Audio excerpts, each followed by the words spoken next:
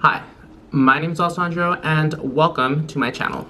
So today's video is going to be a little chit chat, get ready with me. The reason why I'm sitting down to film this video is because the next video I'm filming after this is what I'd buy if I wasn't broke and unemployed.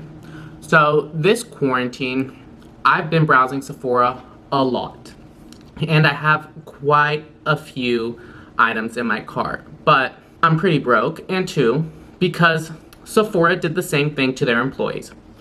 So before I get into filming that video of what I'd buy if I wasn't broke, I just wanted to sit down and just talk about my thoughts on these big corporations firing their employees and Sephora doing the same. So let's get into it. Let's start with our makeup. I already did my brows off camera. Primed my face already. I used the Dior Forever and Everwear primer. For my brows, I used the ABH brow powder and the Givenchy Mr. Brow Filler in the black color. So that is what I currently have on my face right now. And let's get into it. What I want to start off with. I'm not going to do anything crazy. I just want to feel cute. Okay, I went ahead and put some eye cream because I forgot and I was not going to go in and put on concealer without eye cream because my under eyes are already super problematic. I'm going to go in with my under eye primer. This is the Becca Anti-Fatigue Under Eye Primer. I don't care if I'm rehired back because, to be quite honest, I feel like they did me a favor because that job was driving me crazy. So the place I got fired from was Ashley Furniture's. They are actually number 143 on the Forbes Fortune 500 list. And I think they make $5 billion in profit last year. Crazy. And you know what's also crazy? On weekends, they send us an email every hour on how much they sold. So at 12, they'll be like, we sold $1 million. At 2, they'll be like, we just sold $2 million, $3 million. So they sell per hour on weekends in the millions. It was pretty shady how they let me go, I'm not gonna lie. My manager, he was not upfront about it. Apparently they had a meeting Friday. They never told me. And then a day later, I get a call from the district manager saying how Ashley's Furniture is letting people go because of this and, you know, because they can't financially do this. And you know what? I'm not gonna lie.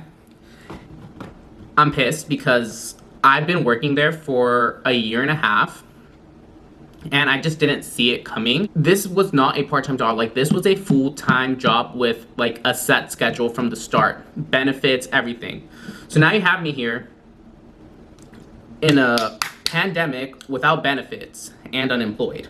You know, it just pissed me off seeing how disposable we are to these corporations. Like, I've always known that as, you know, regular wage employees, we're pretty disposable, but just seeing it happening when we're all going through so much is pretty crazy. How companies just dispose of their employees they so-called cared for the second shit starts getting rough. Like, they knew they were gonna fire me literally 3 days into quarantine. What gets me mad is that they're letting employees go because they are trying to maximize their profit throughout this pandemic. Billion-dollar corporations should not be letting go of employees unless they're on the verge of going bankrupt or are bankrupt or are in the process of going bankrupt. Because, like, where is all this money going that you've been making? It's crazy to see how Ashley Furniture made $5 billion in revenue and Sephora made $4 billion in revenue, and a week into quarantine they're letting go of their employees. Like, where's all this money at? The problem is that these corporations are greedy. They are just watching out for themselves. I'm pretty sure Ashley Furniture and Sephora can go 3 months with paying their employees their minimum wage salary.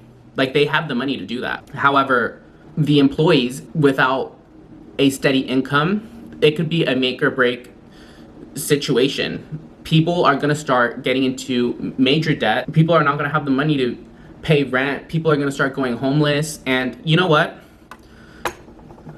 I'm not as mad personally because I am super privileged in this situation and I have it good. Yes, I have little to no money saved up, but my unemployment already kicked in, so I will be getting that, and I have enough unemployment for 6 months. So that gives me time to breathe.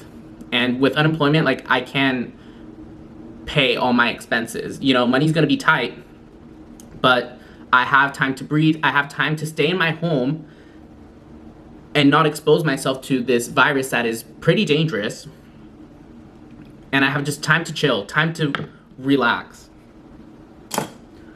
But, you know, not everyone is in the same situation as I am. There is probably people that have it so much worse. Single moms, kids that would get, you know, their meals at school.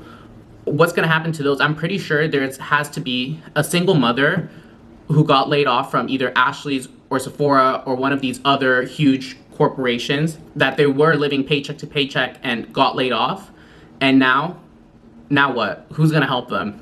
A minimum wage paycheck is nothing to these companies, but it is make or break for, you know, the common folks like me. These companies, they get you by saying how great they are and how they're gonna pay for your benefits. And Sephora, with their employees, they said that if they would go to cosmetology school, once they were done, they were gonna pay off their cosmetology debt.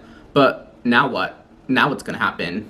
That they're enrolled and we're expecting Sephora to pay for this money. They probably don't have the money to finish paying for it.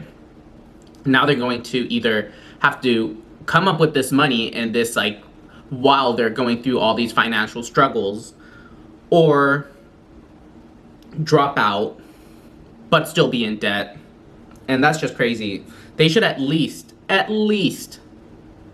no, but they won't. They're not going to pay for their cosmetology school because it's no use to them. There are no use to them. So all these benefits that these companies try to get you to feel good for working for them can just be taken from you like this. They get you to basically do what is modern slave labor, because minimum wage, you can't live off minimum wage, or at least where I live in the Bay Area, a 1-bedroom apartment is over $1,800. And if you're working a minimum wage job full time, you'll be bringing in $2,000. So how do you live off that? That's not a living wage. But they get you saying that you're gonna have vacation time, you're gonna have sick leave, you're gonna have benefits, but, you know, the second a fucking emergency happens, it's all gone. It's all gone. You know, I'm really trying to see the bright side of this because the week before this all happened, I was just really going through it mentally. I've been done with that job for months. I hated working there. I was just in, like, it was, first of all, just draining. It wasn't a hard job. It was just draining to have to act like you care about something that you don't care about. The people that worked there or the person that I worked with, she wasn't my official supervisor, but she was the visual lead. I was part of the visual team. So she was, like, way too about it. Like, she lived, breathed Ashley's. So I was done dealing with her and faking like I cared about that job. I was done with the whole corporate environment. It was so toxic. Every time I used a sick day, my manager would guilt trip me. Like, that's my time. That's part of my benefits, that I could use a sick leave. So F off and stop guilt tripping me. So yeah, I was done with that place. I kind of just think the universe is just kicking me out of there, because obviously I couldn't, because I was working there for 1.5 years. But the reason why I stayed there so long is because I had a lot of time where I could just open up my laptop and edit my stuff.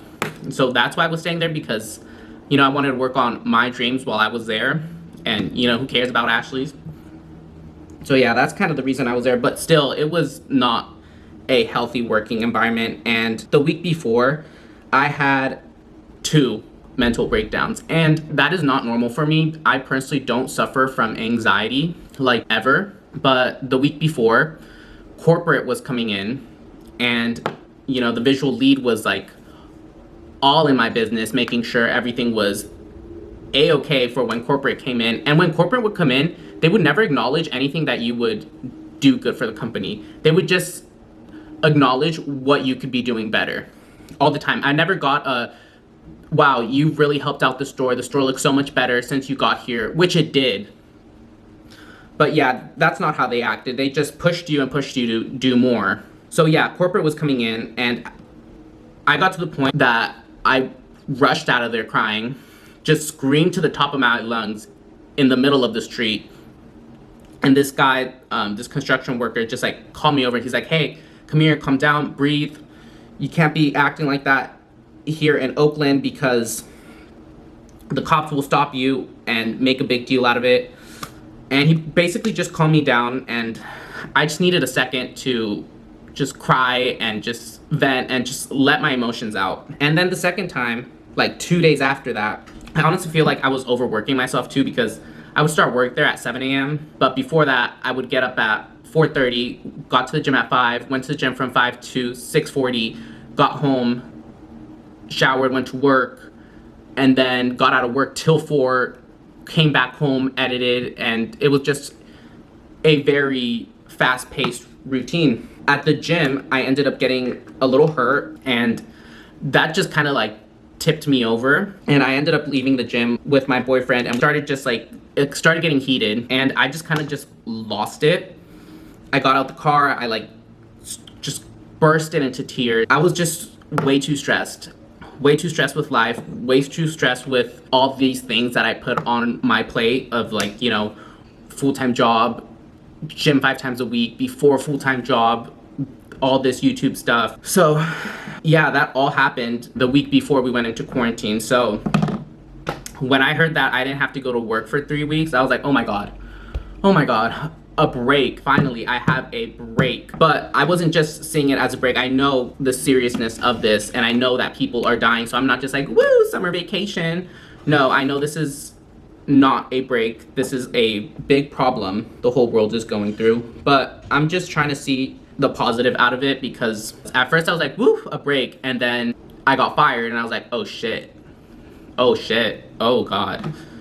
This is serious. This is, whew, you might not be able to pay rent. I'm completely financially independent. My parents don't pay anything for me. We don't have a relationship like that where I can just ask them for help. So I'm like all on my own. So at first I was pretty scared, but I got a week's severance pay from Ashley's. So, you know, that's a little extra money. I got my vacation time that I hadn't used. That was extra money, another 2 weeks of pay. So 3 weeks of pay, and then unemployment came in, so that has really helped me get in a better mental headspace. But this whole situation has just really shoved it in my face how corporations don't give a fuck about their employees. And not just corporations, but anyone trying to make a quick buck out of this situation. You've got people buying hand sanitizer, toilet paper, baby formula, and reselling it. Like, find a different way to make some money. Either way, I don't think I can support Sephora anytime soon. I feel for all the employees, because I'm right there with them. And you know what? Sephora can't be acting like they're not gonna make any money throughout this quarantine, because people are bored, and people will online shop even if they don't have the money to. We just all want a bit of a serotonin boost, and you know what? Clicking checkout and seeing that your orders will arrive in 1 to 2 business days gives it to you. So people will be buying some makeup. So Sephora can't act like they will be going out of business. So yeah, that is it for this video. It might have been a little bit all over the place, but I'm new to YouTube and I have a little trouble formulating my thoughts. I'm a bit shy. Either way, don't shop at Ashley's. Their furniture is about 4 times overpriced from what it costs. They always have a sale going on to get people to buy, and sales associates are always allowed to give 50% off, period, no matter what. So don't shop at a shady company like them. Don't shop at Sephora. shot from the brands themselves. Thank you, Ashley's, for getting me out of there because y'all were driving me miserable. And Sephora, when a lip gloss falls into my bag accidentally, I ain't gonna feel too bad about it. I ain't gonna feel too bad. And to the employees that catch me, close your mouth. Stop watching out for Sephora's bag because they clearly don't care about yours. Either way, I am done with this glam. It's a cute little boy glam. I had fun sitting down and having my first little rant here on YouTube. I needed it because these corporations got me hot. Either way, thank you so much for watching, and I'll see you guys in the next one.